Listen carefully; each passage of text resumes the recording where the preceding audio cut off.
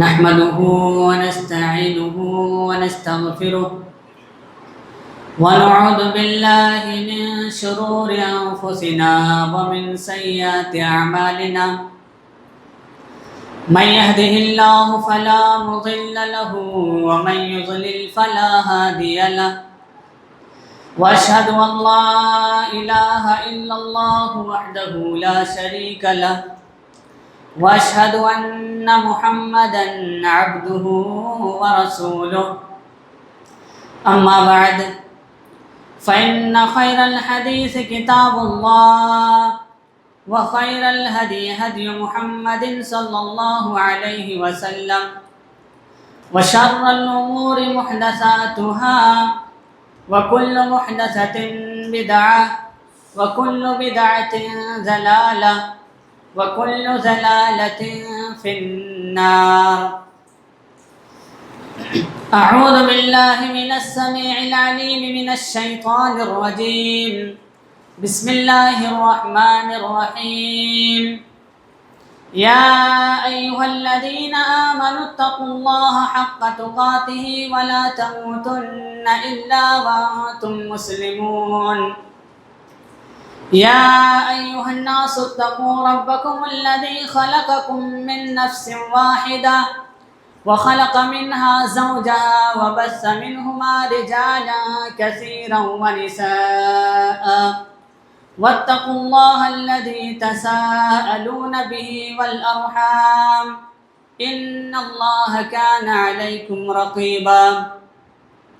يا أيها الذين آمنوا اتقوا الله وقولوا قولا سديدا يصلح لكم أعمالكم ويغفر لكم ذنوبكم ومن يطع الله ورسوله فقد فاز فوزا عظيما.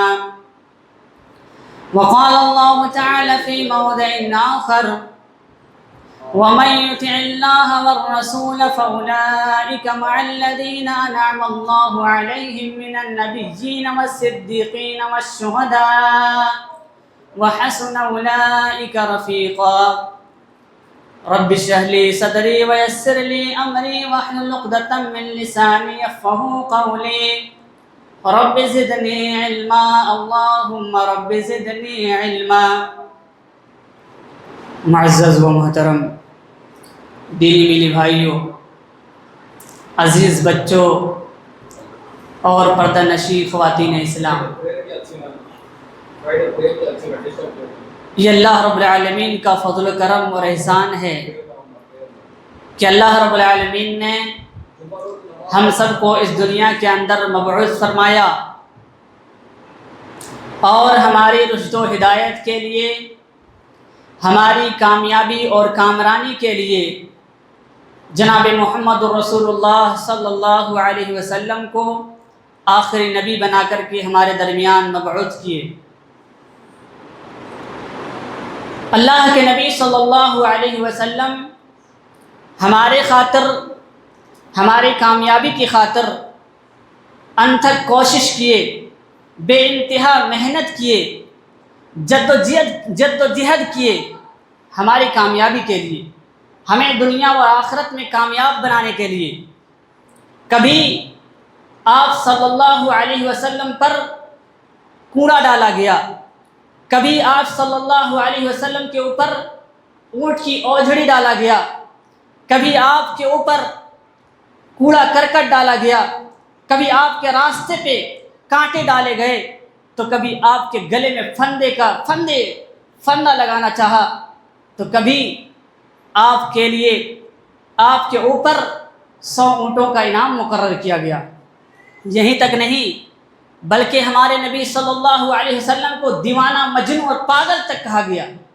یہ ساری چیزیں اللہ کے نبی صلی اللہ علیہ وسلم برداشت کرتے رہے اور اپنی دعوتی کام کو، اپنی دعوتی مشن کو آگے بڑھاتے رہے، صرف ہمارے لیے، صرف ہماری خاطر۔ اللہ کے نبی صلی اللہ علیہ وسلم ہمارے لیے اس قدر پریشانیاں اٹھائی، اتنی مصیبتوں کا سامنا کیے، اتنے سارے دکھ سہے، راتوں کو گڑ گڑا کر روئے، راتوں کو رو رو کر کے ہمارے لیے دعائیں کیے، تو ہم امتیوں کے اوپر، ہم انسانوں کے اوپر اس نبی کے تئیں بھی کچھ حقوق ہے، اس نئے نبی کے تئیں ہمارے اوپر بھی کچھ ذمہ داریاں ہیں، جس ذمہ داری کو پورا کرنا، نبھانا، ان حقوق کو ادا کرنا ہمارے اوپر فرض اور واجب ہے، جسے امت پر نبی صلی اللہ علیہ وسلم کے حقوق کے نام سے جانا جاتا ہے، جس کے بارے میں نے گزشتہ جمعہ آپ کے سامنے کچھ باتیں پیش کی تھی، اور آج کے اس خطبہ جمعہ میں بھی انشاءاللہ اسی موضوع کے اوپر کچھ باتیں پیش کی جائے گی۔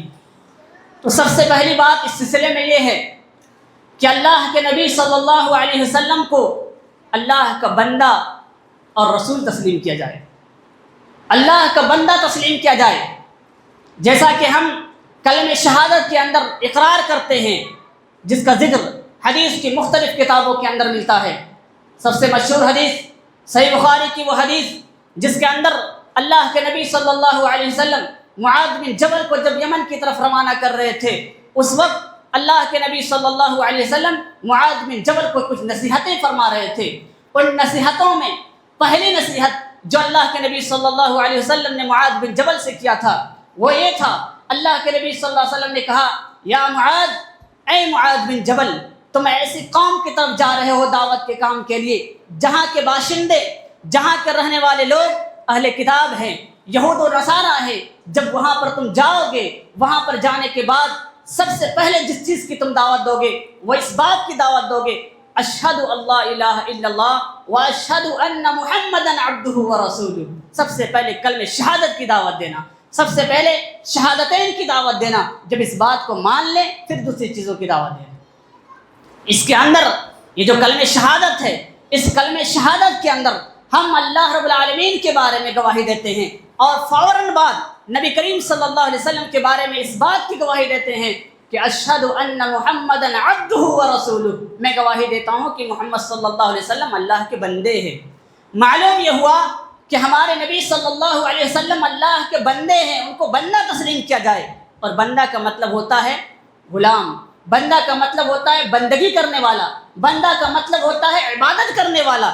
جب ہم اللہ کے نبی صلی اللہ علیہ وسلم کو بندہ تسلیم کرتے ہیں تو پھر اس سے صاف واضح ہو جاتا ہے خالق اور مخلوق کے درمیان فرق۔ اس سے اللہ جو خالق ہے اور ہم انسان جو مخلوق ہیں، یعنی عابد اور معبود کے درمیان فرق واضح ہو جاتا ہے جب ہم اللہ کے نبی صلی اللہ علیہ وسلم کو بندہ تسلیم کر لیتے ہیں۔ اور اللہ کے نبی صلی اللہ علیہ وسلم کو یہ بندہ تسلیم کرنا، بندہ ماننا، بندہ کہنا، یہ نبی کریم صلی اللہ علیہ وسلم کی توہین نہیں ہے، کیونکہ اللہ کے نبی صلی اللہ علیہ وسلم نے خود کہا ہے کہ ہمیں بندہ کہو۔ صحیح بخاری کی حدیث ہے، اللہ کے نبی صلی اللہ علیہ وسلم نے کہا، انی عبد اللہ فقولوا عبد اللہ ورسولہ، میں اللہ کا بندہ ہوں تو مجھے اللہ کا بندہ اور اس کے رسول کہا کرو۔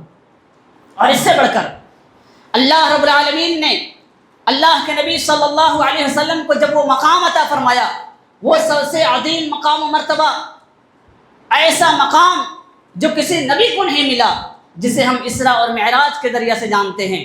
جب اللہ کے نبی صلی اللہ علیہ وسلم کو ایک راتوں رات خانہ کعبہ سے بیت المقدس لے کر کے آئے، اور پھر بیت المقدس سے آسمانی دنیا کا سیر کرایا، اور پھر اسی رات اللہ کے نبی صلی اللہ علیہ وسلم کو واپس مکہ تشریف لے آئے، واپس مکہ لے آئے۔ اس بات کی خبر جب اللہ رب العالمین نے ہم انسانوں کو قرآن مجید کے اندر دی تو کس بات کے ذریعے سے دی؟ ذرا اٹھائیں 15واں پارہ سورہ بنی اسرائیل۔ اللہ رب العالمین نے کہا، سبحان الذی اسری بعبدہ لیلا من المسجد الحرام الی المسجد الذی بارکنا حولہ۔ اللہ رب العالمین نے یہاں بھی کہا، بابرکت وہ ذات جس نے اپنے بندے کو، کیا اللہ رب العالمین نے کہا؟ بابرکت وہ ذات جس نے اپنے بندے کو راتوں رات مسجد حرام سے مسجد اقصی کی طرف سیر کرایا، جس کے ارد گرد ہم نے برکتیں نازل کر دی ہے۔ تو معلوم یہ ہوا کہ اللہ کے نبی صلی اللہ علیہ وسلم کو بندہ ماننا، بندہ تسلیم کرنا، یہ نبی کریم صلی اللہ علیہ وسلم کی توہین نہیں ہے، بلکہ نبی کریم صلی اللہ علیہ وسلم کی بڑائی ہے کہ بندوں میں سب سے زیادہ اللہ رب العالمین کی بندگی کرنے والا ہے۔ اور اسی کے ساتھ اللہ کے نبی صلی اللہ علیہ وسلم کو رسول بھی تسلیم کیا جائے، رسول بھی مانے۔ اللہ رب العالمین نے قرآن مجید کے اندر کہا، قل انی رسول اللہ الیکم جمیعا، اے اللہ کے نبی آپ کہہ دیجئے، انی رسول اللہ الیکم جمیعا، میں تم سب کی طرف اللہ رب العالمین کا رسول بنا کر کے بھیجا گیا ہوں۔ رسول تسلیم کیا جائے۔ رسول ماننے کا مطلب یہ ہے کہ اللہ رب العالمین نے اللہ کے نبی صلی اللہ علیہ وسلم پر جو شریعت نازل کی، اللہ کے نبی صلی اللہ علیہ وسلم کی تمام باتوں کو تصدیق کی جائے، تمام باتوں کو سچ مانا جائے، ان کو حق مانا جائے اور اس کے مطابق عمل کیا جائے۔ یعنی اللہ کے نبی صلی اللہ علیہ وسلم جتنے بھی طرح کے واقعات بیان کیے ہیں، چاہے وہ آدم علیہ السلام کے بارے میں ہو، نوح علیہ السلام کے بارے میں ہو، ابراہیم علیہ السلام کے بارے میں ہو، یعنی جو پچھلی امتوں کے واقعات ہیں، ان واقعات کو جو اللہ کے نبی صلی اللہ علیہ وسلم بیان کیے ہیں ان کو سچ مانا جائے، ان کو حق مانا جائے، برحق مانا جائے۔ اور اسی طریقے سے اللہ کے نبی صلی اللہ علیہ وسلم جو احکامات ہمیں بتلائے ہیں ان احکامات پر عمل کیا جائے۔ ہماری عبادتیں اللہ کے نبی صلی اللہ علیہ وسلم کے بتلائے ہوئے طریقے کے مطابق ہونی چاہیے، یہ رسول ماننے کا مطلب ہے۔ اگر ہم اللہ کے نبی صلی اللہ علیہ وسلم کو رسول تسلیم کرتے ہیں اور اپنی عبادتوں کو اللہ کے نبی صلی اللہ علیہ وسلم کے بتلائے ہوئے طریقے کے مطابق نہیں کرتے ہیں تو اس کا مطلب یہ ہے کہ ہم نبی کریم صلی اللہ علیہ وسلم کو رسول تسلیم نہیں کرتے ہیں۔ ہمارا ایک ایک عمل نبی کریم صلی اللہ علیہ وسلم کے بتلائے ہوئے طریقے کے مطابق ہونا چاہیے، یہ ہے رسول ماننے کا مطلب۔ اسی طریقے سے رسول ماننے میں ایک بات یہ بھی آتی ہے کہ اللہ کے نبی صلی اللہ علیہ وسلم کو آخری رسول مانا جائے، آخری رسول تسلیم کیا جائے، کیونکہ اللہ کے نبی صلی اللہ علیہ وسلم نے کہا انا خاتم النبیین لا نبی بعدی۔ اللہ کے نبی صلی اللہ علیہ وسلم نے کہا کہ میں نبیوں میں سب سے آخری نبی ہوں، میرے بعد کوئی نبی نہیں آنے والا ہے۔ اللہ کے نبی صلی اللہ علیہ وسلم سب سے آخری نبی ہے۔ اب اگر کوئی بھی انسان نبی کریم صلی اللہ علیہ وسلم کے بعد اپنے آپ کو نبی ہونے کا دعویٰ کرے، اپنے آپ کو یہ دعویٰ کرے ہم اللہ کے نبی صلی اللہ علیہ وسلم اللہ رب العالمین کی طرف سے بھیجے گئے پیغمبر ہیں، رسول ہیں، تو وہ جھوٹا ہے، دجال ہے۔ اور یہ بات بھی یاد رکھیں کہ اللہ کے نبی صلی اللہ علیہ وسلم نے یہ پیشن گوئی کر کے گئے ہیں کہ قیامت سے پہلے 40 جھوٹے نبی آئیں گے جو اپنے آپ کو نبی ہونے کا دعویٰ کریں گے، 40۔ اور یہ سلسلہ اللہ کے نبی صلی اللہ علیہ وسلم کے آخری زمانے سے چلتا آ رہا ہے۔ جب اللہ کے نبی صلی اللہ علیہ وسلم آخری وقت سے گزر رہے تھے، اسی وقت مسیلمہ کذاب، اسود عنسی جیسے لوگوں نے اپنے آپ کو نبی ہونے کا دعویٰ کیا تھا، لیکن صحابہ کرام نے ان کا خاتمہ اسی وقت کر دیے، اسی وقت ان کا خاتمہ کر دیے۔ لیکن یہ سلسلہ وہیں پہ تھما نہیں، بلکہ آج تک وہ سلسلہ جاری ہے، آج تک۔ آج دیکھیں 18ویں صدی کے اندر پاکستان کے اندر جو فتنہ چلا تھا، فتنہ قادیانیت، کون نہیں جانتا ہے اس کے بارے میں؟ فتنہ قادیانیت جس نے مرزا غلام احمد قادیانی، انہوں نے سب سے پہلے اپنے آپ کو امام مہدی ہونے کا دعویٰ کیا تھا کہ میں اللہ رب العالمین کی طرف سے بھیجا گیا امام مہدی ہوں۔ کچھ دنوں کے بعد انہوں نے اپنے آپ کو عیسیٰ مسیح کا دعویٰ کیا۔ ان کا یہ فتنہ اس قدر عام ہوا، پاکستان سے باہر نکل کر کے انڈیا، اور انڈیا سے لے کر کے دوسرے ممالک تک وہ پھیلا، اور آج تک وہ چل رہا ہے، 18ویں صدی سے لے کر کے آج تک۔ اور اسی طریقے سے اسی سے ملتا جلتا ایک نیا فتنہ ہمارے ہندوستان کے اندر شکیل بن حنیف کا فتنہ اٹھا ہوا ہے۔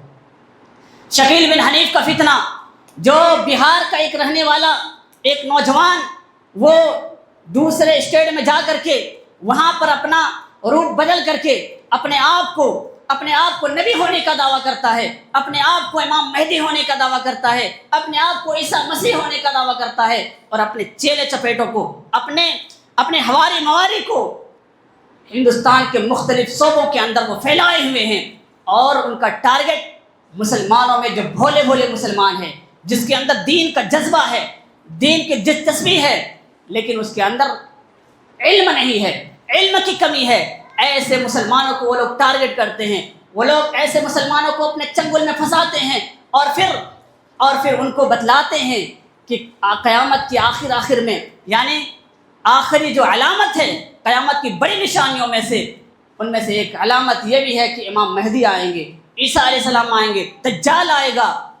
وہ کہتے ہیں کہ وہ سب آ چکا ہے، دجال بھی آ چکا ہے، امام مہدی میں ہوں، عیسیٰ علیہ السلام میں ہوں، میرے ہاتھ پر بیعت کرو، مجھے نبی مانو۔ اور بھولے بھالے مسلمان بھائی اس کے ہاتھ پر بیعت بھی کر رہے ہیں۔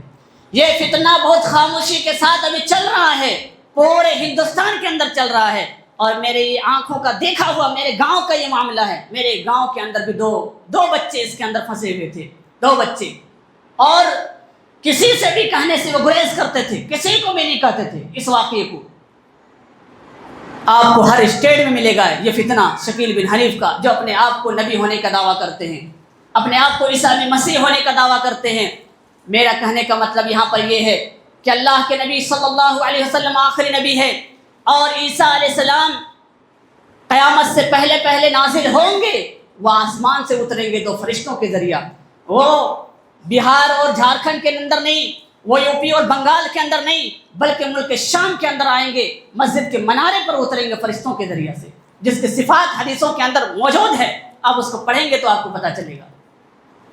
آپ ایسے فتنوں کے اندر نہ پڑیں، اور یہ عقیدہ آپ مضبوط کر لیں کہ اللہ کے نبی صلی اللہ علیہ وسلم آخری نبی ہے، اب اس کے بعد کوئی نبی نہیں آنے والا ہے۔ یہ ہمارا عقیدہ ہونا چاہیے۔ کوئی بھی نبی ہونے کا دعویٰ کرے، اسے کھلم کھلا ڈنکے کی چوٹ پر آپ اسے انکار کریں اور مانے کہ تم جھوٹے ہو، دجال ہو، تم چھوٹے دجال ہو۔ اللہ کے نبی صلی اللہ علیہ وسلم کو رسول ماننے کا مطلب ایک یہ بھی ہے کہ نبی صلی اللہ علیہ وسلم کو آخری رسول تسلیم کیا جائے۔ نبی کریم صلی اللہ علیہ وسلم کے حقوق میں سے ایک حق یہ بھی ہے کہ اللہ کے نبی صلی اللہ علیہ وسلم سے محبت کی جائے۔ اللہ رب العالمین کے بعد اس روئے زمین پر سب سے زیادہ محبت اللہ کے نبی صلی اللہ علیہ وسلم سے ہونی چاہیے، سب سے زیادہ محبت، ایسی محبت کہ مخلوقات میں سے پھر کسی کے اندر ویسی محبت کسی اور سے نہیں ہونی چاہیے۔ اگر ایسی محبت پیدا ہو جائے کسی کے اندر، اللہ کے نبی صلی اللہ علیہ وسلم نے کہا کہ وہ ایمان کی مٹھاس کو پا لیتا ہے، ایمان کی چاشنی کو محسوس کر لیتا ہے۔ صحیح بخاری کی حدیث ہے، اللہ کے نبی صلی اللہ علیہ وسلم نے کہا ثلاث من کن فیہ وجد حلاوۃ الایمان، 3 خصلتیں ایسی ہیں جس کے اندر یہ 3 خصلتیں موجود ہو، جس کے اندر یہ 3 چیزیں پائی جائیں، اللہ کے نبی صلی اللہ علیہ وسلم نے کہا وجد فیہ حلاوۃ الایمان، وہ ایمان کی چاشنی کو پا لیتا ہے، وہ ایمان کی مٹھاس کو محسوس کر لیتا ہے۔ وہ پہلی چیز کیا ہے؟ ان یکون اللہ ورسولہ احب الیہ مما سواہما، اللہ اور اس کے رسول کی محبت دنیا کی تمام چیزوں سے بڑھ کر کی ہو۔ اس کے اندر اللہ اور اس کے رسول کی محبت دنیا کی تمام چیزوں سے بڑھ کر کے ہو، یہ سب سے پہلی چیز ہے۔ اور دوسری چیز کیا ہے؟ کہ وہ کسی سے محبت کرے تو صرف اللہ رب العالمین کی خاطر کرے، کسی سے محبت ہو تو صرف دین کے خاطر ہو، صرف اللہ کے خاطر ہو۔ اور تیسری چیز یہ ہے کہ وہ کفر کی طرف جانا، کفر میں جانا ایسے ہی ناپسند کرتا ہو جیسا وہ آگ میں جانا ناپسند کر رہا ہو۔ یہ 3 خصلتیں ایسی ہے جس کے اندر بھی، جس انسان کے اندر بھی یہ 3 چیزیں پائی جائے، گویا کہ ایمان کی مٹھاس کو وہ محسوس کر رہا ہے، ایمان کی چاشنی کو وہ پا لیتا ہے۔ میرے بھائیوں، پیارے نبی صلی اللہ علیہ وسلم سے محبت اپنے اولاد، اپنے والدین، اپنے اہل و عیال، اپنے قبیلے اور کنبے میں سے تمام لوگوں سے بھی بڑھ کر کے ہونا ضروری ہے۔ انس بن مالک رضی اللہ عنہ کہتے ہیں اللہ کے نبی صلی اللہ علیہ وسلم نے فرمایا لا یؤمن احدکم حتی اکون احب الیہ من والدہ وولدہ والناس اجمعین۔ اللہ کے نبی صلی اللہ علیہ وسلم نے کہا کہ تم میں سے کوئی شخص اس وقت تک مومن نہیں ہو سکتا ہے جب تک کہ میں اس کے نزدیک اس کی اولاد، اس کے والدین، اس کے آل و عیال میں سے تمام لوگوں سے محبوب نہ ہو جاؤں، سارے لوگوں سے محبوب جب تک میں نہ ہو جاؤں تب تک وہ شخص مومن نہیں ہو سکتا۔ لا یؤمن احدکم، وہ شخص مومن نہیں ہو سکتا ہے۔ یہیں تک نہیں بلکہ اللہ کے نبی صلی اللہ علیہ وسلم کی محبت اپنی جان سے بھی زیادہ ہونی چاہیے۔ وہ مشہور حدیث عبداللہ بن ہشام رضی اللہ عنہ بیان کرتے ہیں کہ ایک مرتبہ ہم اللہ کے نبی صلی اللہ علیہ وسلم کے ساتھ تھے، اللہ کے نبی صلی اللہ علیہ وسلم عمر رضی اللہ عنہ کے ہاتھ پکڑے ہوئے تھے۔ اسی موقع پر عمر رضی اللہ عنہ کہتے ہیں کہ اللہ کے نبی صلی اللہ علیہ وسلم ہمیں آپ سے تمام چیزوں سے بڑھ کر کے محبت ہے سوائے اپنی جان کے۔ اللہ کے نبی صلی اللہ علیہ وسلم نے کیا کہا؟ اللہ کے نبی صلی اللہ علیہ وسلم نے کہا لا، اے عمر، اللہ کی قسم ابھی تک تمہارا ایمان مکمل نہیں ہوا ہے۔ عمر رضی اللہ عنہ نے فوراً کہا اے اللہ کے نبی صلی اللہ علیہ وسلم، اللہ کی قسم آپ میری جان سے بھی زیادہ محبوب ہیں۔ تب اللہ کے نبی صلی اللہ علیہ وسلم نے کہا الان یا عمر، اے عمر اب بات بنی ہے، اب آپ مکمل طور پر ایمان میں داخل ہوئے، مکمل طور پر آپ مومن ہوئے۔ معلوم کیا ہوا؟ معلوم یہ ہوا کہ اللہ کے نبی صلی اللہ علیہ وسلم کی محبت اپنی جان سے بھی زیادہ ہونی چاہیے۔ کوئی بھی انسان جب اپنے آپ کو مومن ہونے کا دعویٰ کرے اور اگر اس کے اندر اللہ کے نبی صلی اللہ علیہ وسلم کی محبت نہ ہو تو اس کا مطلب یہ ہے کہ وہ شخص مومن نہیں ہے۔ وہ شخص مومن ہو ہی نہیں سکتا ہے جس کے اندر نبی صلی اللہ علیہ وسلم کی محبت نہ ہو۔ آج دیکھیں ہمارے لوگوں کے بارے میں، ہمارے بارے میں بہت سارے غلطیاں، بہت سارے غلط فہمیاں پھیلاتے ہیں۔ وہاں مت جاؤ، اس مسجد میں نماز پڑھنے کے لیے مت جاؤ، ان لوگوں سے مت ملو، وہ لوگ نبی کو نہیں مانتے ہیں، وہ لوگ رسول سے محبت نہیں کرتے ہیں۔ ایسی غلط فہمیاں پھیلائے جاتے ہیں۔ آپ اس بات کو کان کھول کر کے سن لیں، اچھی طرح سے ذہن نشین کر لیں اس بات کو۔ میرا یہ عقیدہ ہے، ہم لوگوں کا یہ ماننا ہے کہ جو نبی سے محبت نہیں کرتا ہے وہ مومن ہو ہی نہیں سکتا ہے۔ جس کے دل کے اندر نبی کی محبت نہ ہو وہ مومن ہو ہی نہیں سکتا ہے۔ لا یؤمن احدکم حتی اکون احب الیہ، وہ مومن ہو ہی نہیں سکتا ہے۔ لیکن سوال یہ ہے کہ نبی صلی اللہ علیہ وسلم سے محبت کا معیار کیا ہوگا؟ ثبوت کیسے ہوگا؟ ثبوت کیسے پیش کیا جائے گا کہ کسے نبی کریم صلی اللہ علیہ وسلم سے محبت ہے اور کسے نہیں ہے؟ کون اللہ کے نبی صلی اللہ علیہ وسلم سے محبت کرنے والا ہے اور کون نہیں کرنے والا ہے؟ کیا صرف زبانی دعویٰ کر دینے سے محبت کو ثبوت پیش ہو جائیں گے؟ ابھی دیکھیں ربیع الاول کا مہینہ چل رہا ہے، ہر سال جب ربیع الاول کا مہینہ آتا ہے آپ گلیوں کے اندر، چوراہوں میں، سڑکوں میں آپ دیکھیں، مسجدوں کے اندر ہری ہری جھنڈیاں لگائی جاتی ہیں، اور گلیوں کے اندر، چوراہوں میں خصوصی طور پر ہری ہری جھنڈیاں لگائی جاتی ہیں، مسجدوں کے اندر لائٹیں اور کمکمیں جلائی جاتی ہیں۔ اسی طریقے سے یا نبی کے نعرے لگائے جاتے ہیں، سڑکوں میں جلوس نکالے جاتے ہیں۔ کیا یہی اللہ کے نبی صلی اللہ علیہ وسلم کی محبت کی دلیل ہے؟ کیا اسی سے اللہ کے نبی صلی اللہ علیہ وسلم کی محبت کا ثبوت پیش کیا جائے گا؟ نہیں میرے دوستو، نہیں۔ آئے ہم پوچھتے ہیں اللہ رب العالمین نے قرآن مجید کے اندر کیا کہا ہے، کس طریقے سے اللہ کے نبی صلی اللہ علیہ وسلم کی محبت کی دلیل پیش کی جائے گی؟ قرآن کے اندر ہم دیکھتے ہیں اللہ رب العالمین نے کہا قل ان کنتم تحبون اللہ فاتبعونی یحببکم اللہ۔ اللہ رب العالمین نے کہا قل اے نبی آپ کہہ دیجئے ان کنتم تحبون اللہ، اگر تم اللہ رب العالمین سے محبت کرتے ہو تو فاتبعونی، میری اتباع کرو، اللہ رب العالمین تم سے محبت کرے گا۔ معلوم کیا ہوا؟ معلوم یہ ہوا کہ اللہ کے نبی صلی اللہ علیہ وسلم کی محبت اللہ کے نبی صلی اللہ علیہ وسلم کی اتباع میں ہے، اللہ کے نبی صلی اللہ علیہ وسلم کی پیروی میں ہے۔ جو نبی کریم صلی اللہ علیہ وسلم کی اتباع نہ کرے، جو نبی کریم صلی اللہ علیہ وسلم کی پیروی نہ کرے، جو نبی کریم صلی اللہ علیہ وسلم کے نقش قدم پر نہ چلے تو وہ نبی کریم صلی اللہ علیہ وسلم سے محبت کرنے والا نہیں ہے، چاہے وہ زبان سے کتنا ہی دعویٰ کیوں نہ کر لے۔ زبان سے اگر دعویٰ کر رہا ہے تو اس کا مطلب یہ ہے کہ وہ دعوے میں جھوٹا ہے، اپنے دعوے میں وہ جھوٹا ہے، وہ اپنے دعوے میں کھوکھلا ہے۔ نبی کریم صلی اللہ علیہ وسلم کی محبت ان کی اتباع سے ثابت ہوگی، ان کی پیروی سے ثابت ہوگی۔ اب دیکھیں صحابہ کرام کس قدر محبت کرتے تھے اللہ کے نبی صلی اللہ علیہ وسلم سے، کتنی شدید محبت تھی اللہ کے نبی صلی اللہ علیہ وسلم سے۔ اس کا اندازہ ایک حدیث سے لگائیں۔ عائشہ رضی اللہ عنہا بیان کرتی ہے اللہ کے نبی صلی اللہ علیہ وسلم کے پاس ایک صحابی آتے ہیں اور آنے کے بعد عرض کرتے ہیں اے اللہ کے نبی صلی اللہ علیہ وسلم مجھے آپ سے بے حد محبت ہے، میں آپ سے اپنی جان سے بھی بڑھ کر کے محبت کرتا ہوں۔ جب میں گھر میں رہتا ہوں میں صبر نہیں کر پاتا جب تک کہ میں آپ کو دیکھ نہ لوں۔ دیکھیں کس قدر محبت تھی اللہ کے نبی صلی اللہ علیہ وسلم سے۔ کہتے ہیں کہ جب میں گھر میں رہتا ہوں میں صبر نہیں کر پاتا ہوں جب تک کہ میں آپ کو دیکھ نہ لوں، اور جب میں کبھی سوچتا ہوں تنہائی میں کہ میں اس دنیا سے گزر جاؤں گا، موت واقع ہو جائے گی، آپ بھی اس دنیا سے چلے جائیں گے اور پھر آپ جنت کے اندر داخل ہو جائیں گے، اور مجھے یقین ہے کہ آپ جنت کے اعلی درجے میں، انبیاء کے فہرست میں جائیں گے، اور مجھے یہ اندیشہ ہے کہ اگر میں جنت میں جاؤں تو اس درجے میں نہیں پہنچ پاؤں گا، تو پھر میں آپ سے ملاقات نہیں کر پاؤں گا، پھر میں آپ کو نہیں دیکھ پاؤں گا، اس وقت میرا عالم کیا ہوگا۔ آپ دیکھیں اللہ کے نبی صلی اللہ علیہ وسلم کے پاس آ کر کے وہ صحابی کہتے ہیں، اللہ کے نبی صلی اللہ علیہ وسلم خاموش ہو جاتے ہیں۔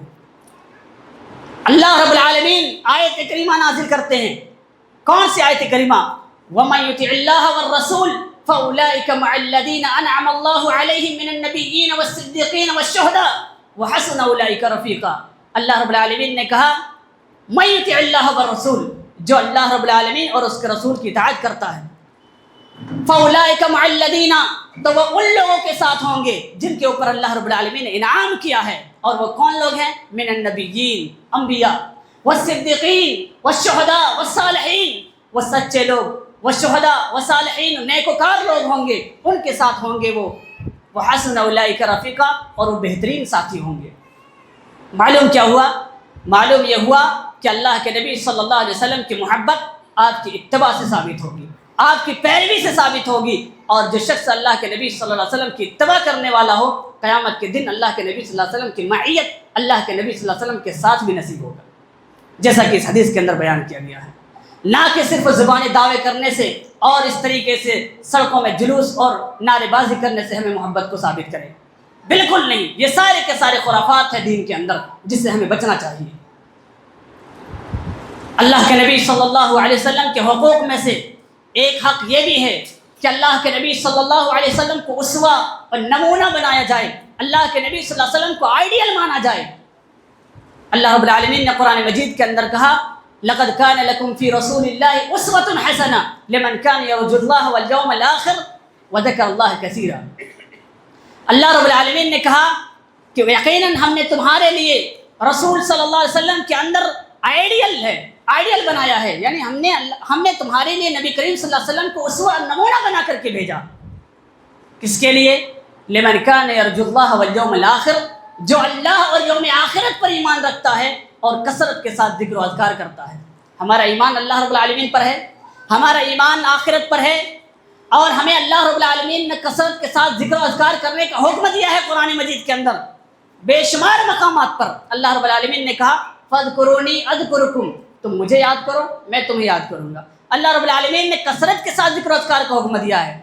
آپ دیکھیں، ہم نماز پڑھتے ہیں، نماز کے اندر ہم اللہ کا ذکر کرتے ہیں، دعائے ثنا ذکر ہے، ہم سجدے میں رکوع میں جو اذکار پڑھتے ہیں سبحان ربی العظیم سبحان ربی الاعلیٰ، یہ ذکر ہے۔ نماز ختم ہونے کے بعد، فرض نماز کے بعد جو ہم پڑھتے ہیں وہ بھی اذکار ہیں۔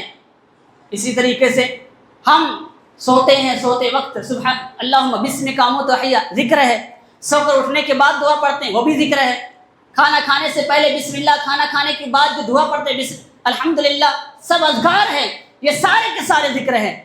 اگر آپ دیکھیں گے، غور کریں گے، ایک مسلمان، ایک مومن کی جو زندگی ہے پوری زندگی اذکار سے گھرے ہوئے ہیں۔ پورے مسلمان کی پوری زندگی کے جتنے بھی اعمال ہیں وہ سارے اعمال ذکر سے وابستہ ہیں، لیکن افسوس آج ہم ذکر کو چھوڑے ہوئے ہیں، آج ہم اللہ رب العالمین کی اذکار کو چھوڑے ہوئے ہیں، اور یہی وجہ ہے کہ آج ہم ہر شعبے میں اللہ کے نبی صلی اللہ علیہ وسلم کے اسوہ حسنہ کو ہم چھوڑ دیے ہیں، کیونکہ اللہ رب العالمین نے کہا کہ ہم نے اس شخص کے لیے آئیڈیل بنایا ہے جو اللہ پر، یوم آخرت پر ایمان رکھتا ہو اور کثرت کے ساتھ ذکر و اذکار کرتا ہو۔ ہم نے ذکر چھوڑ دیا، ہم سے اسوہ حسنہ چھوٹ گیا۔ اب دیکھیں نمونہ کا مطلب کیا ہوتا ہے، آئیڈیل کا مطلب کیا ہوتا ہے؟ آئیڈیل کا مطلب یہ ہوتا ہے کہ اللہ کے نبی صلی اللہ علیہ وسلم نے جو کام جس طریقے سے جیسے کیا ہو ویسے ہی ہم کریں۔ آپ صلی اللہ علیہ وسلم جس طریقے سے جو اخلاق کا مظاہرہ کیے ہم اسی طریقے سے اس اخلاق کا مظاہرہ کیے۔ اللہ کے نبی صلی اللہ علیہ وسلم کا چہرہ موڑا جس طریقے سے تھا ہم بھی اسی طریقے سے بنانے کی کوشش کریں۔ اللہ کے نبی صلی اللہ علیہ وسلم کے چہرے پہ داڑھی تھی، ہمیں بھی یہ کوشش ہونی چاہیے کہ ہمارے چہرے پر بھی داڑھی ہو۔ اللہ کے نبی صلی اللہ علیہ وسلم کی پائجامہ اور ازار ٹخنے سے اوپر ہوتے تھے، ہمارے بھی پائجامہ اور لنگی اور ازار ٹخنوں سے اوپر ہونا چاہیے۔ آج ہم نے اللہ کے نبی صلی اللہ علیہ وسلم کو آئیڈیل اور نمونہ چھوڑ کر کے ہم نے غیروں کو آئیڈیل اور نمونہ بنا دیا ہے۔ خاص طور پر ہمارے نوجوان یہودیوں کو، عیسائیوں کو، ان کافروں اور مشرکوں کو اپنا آئیڈیل اور نمونہ بنا کر کے اپنے آپ کو اسی شکل میں ڈھالنے کی کوشش کرتے ہیں۔ آپ سن لیں اس بات کو، اللہ کے نبی صلی اللہ علیہ وسلم نے کہا من تشبہ بقوم فہو منہم، آپ جس کی مشابہت اختیار کرتے ہیں اللہ کے نبی صلی اللہ علیہ وسلم نے کہا کہ آپ اسی میں سے ہوں گے۔ آپ اس کافر اور مشرک کو اپنا آئیڈیل بنا کر کے آپ اس کی شکل و صورت کو اپنے آپ میں ڈھالنے کی کوشش کرتے ہیں۔ اللہ کے نبی صلی اللہ علیہ وسلم نے کہا کہ تمہارا حشر بھی انہی میں سے ہوگا۔ ہمارا آئیڈیل اللہ کے نبی صلی اللہ علیہ وسلم ہونا چاہیے، ہمارا نمونہ اللہ کے نبی صلی اللہ علیہ وسلم ہونا چاہیے، اور ہمارا ہر عمل اللہ کے نبی صلی اللہ علیہ وسلم کے بتلائے ہوئے طریقے کے مطابق ہونا چاہیے۔ اب دیکھیں اللہ کے نبی صلی اللہ علیہ وسلم اخلاق و کردار میں کس طریقے سے وہ اخلاق پیش کیے اللہ کے نبی صلی اللہ علیہ وسلم کہ اپنے غیر بھی اللہ کے نبی صلی اللہ علیہ وسلم کو امانت دار سمجھتے تھے، امین سمجھتے تھے، صادق سمجھتے تھے ہر موڑ پر۔ وہ یاد ہے اللہ کے نبی صلی اللہ علیہ وسلم جب خطوط بھیجے اسلام کے لیے، اسلام قبول کرنے کے لیے، جب بادشاہوں کے پاس خطوط جب بھیجے تھے، ایک خط روم کے بادشاہ کے پاس بھی پہنچا تھا۔ روم کے بادشاہ نے قریش سے، مکہ سے کچھ لوگوں کو بلائے تھے سوال کرنے کے لیے. اس وقت کچھ لوگ وہاں پر پہنچے ہوئے تھے کسی کام سے، تجارت کی غرض سے. ان لوگوں کے اپنے دربار میں ان لوگوں کو بلائے اور ان سے کچھ سوالات کیے تھے اللہ کے نبی صلی اللہ علیہ وسلم کے بارے میں. روم کے بادشاہ نے کہا تھا کہ جو میں سوال کروں گا اس کا جواب سچ سچ دینا. روم کے بادشاہ نے پوچھا تھا کہ وہ نبی جو اپنے آپ کو نبی ہونے کا دعویٰ کرتے ہیں وہ کس چیز کی دعوت دے رہے ہیں؟ وہ کہتے ہیں ابو سفیان جو اس وقت اسلام قبول نہیں کیے تھے، وہ کہتے ہیں کہ وہ نبی ہمیں اپنے آپ کو ایک اللہ کی عبادت کی دعوت دیتے ہیں، وہ ہمیں نماز قائم کرنے کی دعوت دیتے ہیں، وہ ہمیں جھوٹ سے بچنے اور سچ کی تعلیم کی دعوت دیتے ہیں، وہ ہمیں پاک دامنی کی دعوت دیتے ہیں. وہ بادشاہ ایک سوال یہ بھی کرتے کیا وہ زندگی میں کبھی جھوٹ بولیں؟ تو وہ ابو سفیان جو اس وقت کافر اور مشرک تھے وہ کہتے ہیں کہ نہیں، میں نے کبھی جھوٹ بولتے ہوئے نہیں دیکھا. اللہ کے نبی صلی اللہ علیہ وسلم جو غیر بھی تسلیم کر رہے ہیں کہ میں نے کبھی جھوٹ بولتے ہوئے نہیں دیکھا. مکہ کے لوگ ان کو صادق اور امین کے لقب سے ملقب کرتے تھے، جانے جاتے تھے اللہ کے نبی صلی اللہ علیہ وسلم صادق کے ذریعہ سے. غیر بھی اپنے امانت کو اللہ کے نبی صلی اللہ علیہ وسلم کے پاس سونپ کر کے جاتے تھے. اس قدر امانت دار اللہ کے نبی صلی اللہ علیہ وسلم جانے تھے. آج ہم دیکھیں، ہم بھی اسی نبی کے ماننے والے ہیں، ہم اس کے اتباع کرنے والے ہیں. ہمارا آئیڈیل اور نمونہ بھی اللہ کے نبی صلی اللہ علیہ وسلم ہے. ہم اخلاق میں کتنے گرے ہوئے ہیں؟ دیکھیں اپنے آپ کو، آج ہم معاملات میں کتنے گرے ہوئے ہیں. ہمارا طرز عمل یہ ہو چکا ہے کہ ہم ہر معاملے میں دھوکہ دڑی، رشوت خوری، یہ ساری چیزیں، جھوٹ بولنا، بے ایمانی کرنا، یہ ہماری شناخت بن گئی ہے، ہماری پہچان بن گئی ہے. ہم اس کے ذریعے سے جانے جا رہے ہیں. آج ہمارا یہ کردار ہو گیا ہے. آج کے دور میں کوئی بھی کاروبار ہم اس وقت تک سفل مانتے ہی نہیں جب تک اس کے اندر جھوٹ نہ بولے، جب تک کہ اس کے اندر دھوکہ دڑی نہ کرے، رشوت نہ کھائیں، تب تک ہم اس کو کامیاب مانتے ہی نہیں ہیں. اللہ کے نبی صلی اللہ علیہ وسلم نے کہا حلال رزق کھاؤ، حلال رزق کی تعلیم دی ہے، حرام روزی سے بچنے کی تعلیم دی ہے. اس لیے ہمیں چاہیے کہ ہم اپنے معاملات میں، ہم اپنے کاروبار میں، ہم اپنے بزنس میں، ہم اپنے گھریلو زندگی میں، تمام شعبوں میں ہم اللہ کے نبی صلی اللہ علیہ وسلم کو اپنا آئیڈیل اور نمونہ مانتے ہوئے ہم اللہ کے نبی صلی اللہ علیہ وسلم کا وہ جو کردار ہے اس کردار کو اپنے اندر ڈالنے کی کوشش کریں. آخر میں اللہ رب العالمین سے دعا ہے کہ الہ العالمین ہمیں اللہ کے نبی صلی اللہ علیہ وسلم کے مطابق بتلائے ہوئے طریقے کے مطابق زندگی گزارنے کی توفیق عطا فرمائے. آمین. واقول لکم ھذا واستغفر اللہ لی ولکم ولسائر المسلمین.